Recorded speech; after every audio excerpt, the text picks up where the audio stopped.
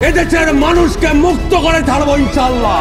ঢাকায় সিনেমার জনপ্রিয় চিত্রনায়ক আরিফিন শুভ শেখ মুজিবুর রহমানের বায়োপিকে মুজিব একটি জাতির রূপকারে অভিনয় করে ব্যাপক সমালোচনায় উঠে আসেন। তবে বৈষম্য বিরোধী ছাত্র আন্দোলনে গত বছরের 5ই আগস্ট সরকার পতনের পর থেকে পর্দার বাইরে রয়েছেন শুভ। আরিফিন শুভকে নিয়ে বিভিন্ন মহলে প্রশ্ন উঠেছে, বিশেষ করে শেখ মুজিবের চরিত্রে অভিনয়, সিনেমায় 1 টাকা পারিশ্রমিক নেওয়া, তার নামে বরাদ্দকৃত প্লট বাতিল, সব মিলিয়ে আলোচনার কেন্দ্রবিন্দুতে ছিলেন শুভ।